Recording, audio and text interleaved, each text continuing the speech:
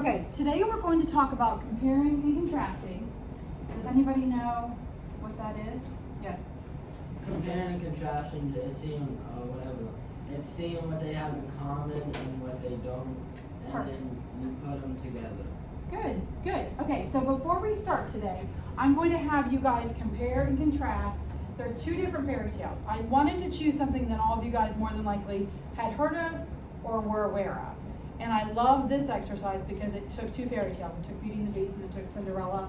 Don't worry, it's just excerpts. It's not like the whole story. It's just small portions of it. We're gonna read them, and then when we get done at the end, you guys have a graph, hold on one second, that you're gonna answer just a few simple questions comparing the two stories and contrasting the two stories. Okay, but before we do that, I want you guys to watch a video that gives you guys a little bit more insight and more information on comparing and contrasting. Yes? Why the heck does it gotta be Princess here? Okay, I kind of had a feeling one of you guys would say something. Like I said, the reason I chose those two is because, okay, so has everybody heard of the fairy tale Cinderella? Yeah. Right. It doesn't matter if you're girl, guy, you guys have all heard of them, Yeah. okay? Have you guys all heard of Beauty and the Beast? Yeah. Okay, That's the one well, with they are two good fairy tales that you guys will be able to pull similarities out of it, and you'll be able to find like subtle differences. So that's why I chose those two. And like I said, it's not the entire story. You're just going to see like little clips of it.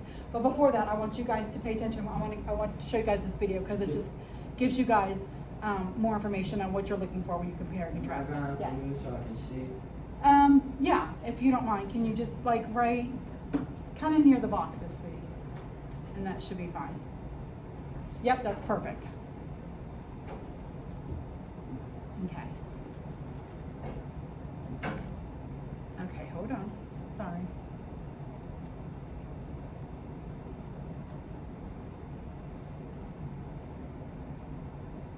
Okay. And we have no sound. Yeah, you turned it all the way down to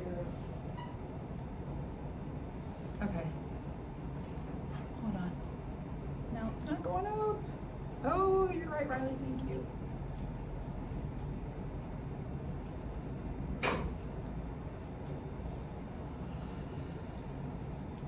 Come on.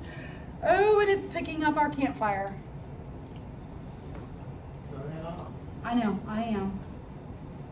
Hold on, guys. That's probably why you couldn't get it. That's exactly why. It's picking up on the campfire instead of the video. Okay. Let me turn this up and then we'll try this again.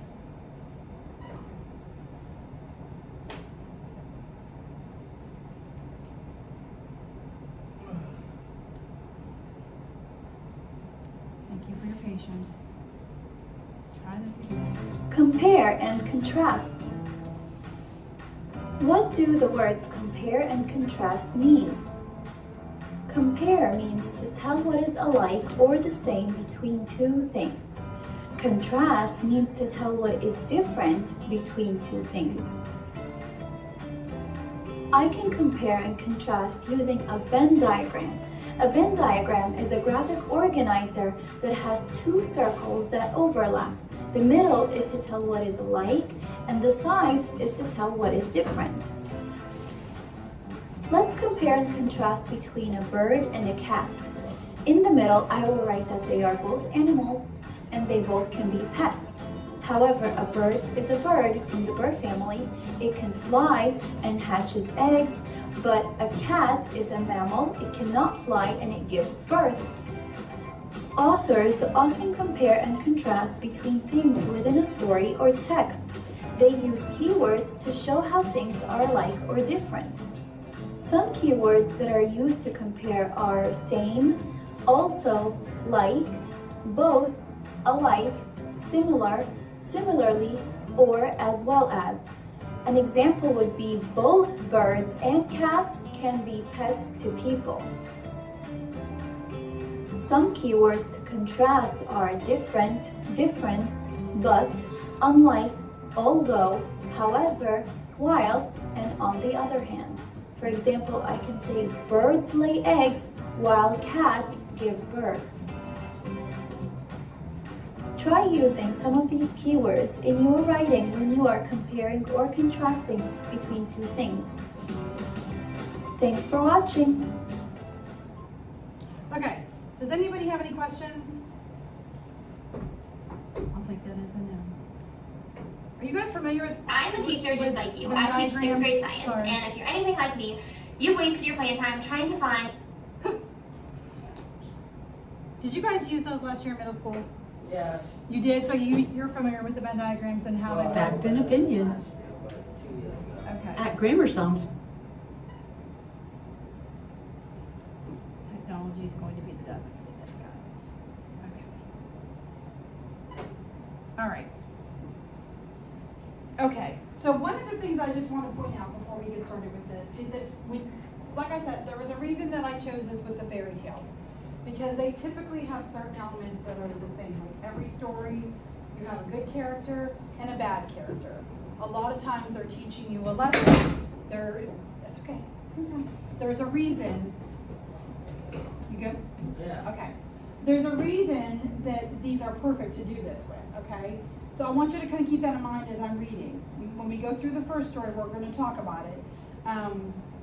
And as I'm going, if there is a word that you guys are unclear of, like there's certain words that when you're awake, okay, that you guys might have questions about, just stop me and ask me, and I'll explain to you. Some of the vocabulary words might not be ones that you guys are familiar with, okay? Okay. Are we supposed to highlight, underline anything in particular, or? It helps if, as you're going through, if you notice certain similarities between the two, like if, as we go through, like the first fairy tale, if you notice when we start reading the second one, oh, okay, this was the same, yeah, I would go back, because then when we go to do our little chart on the back, that'll help you go back and reference it in the story. Do you have to? No, but it's definitely beneficial. And I'll try and point things out as we go as well. Okay, so we're going to start with fairy tale 1. A wealthy merchant lived in a mansion with his 3 daughters. They were all very beautiful, but only the youngest, 20-year-old Belle, was lovely and pure of heart. Her sisters, in contrast, were wicked and selfish. The merchant eventually lost all of his wealth in a tempest at sea. As a consequence of this, he and his daughters were forced to live in a small farmhouse and work for their living. After some years of this, the merchant heard that one of the trade ships he had sent off had arrived back in port. Having escaped the destruction of its compatriots, he returned to the city to discover whether it contained anything valuable. Before leaving, he asked his daughters if they would like him to bring any gifts back for them. The oldest 2 asked for jewels and fine dresses, thinking that his wealth had returned. Belle was satisfied with the promise of a rose, as none grew in their part of the country. The merchant, to his dismay,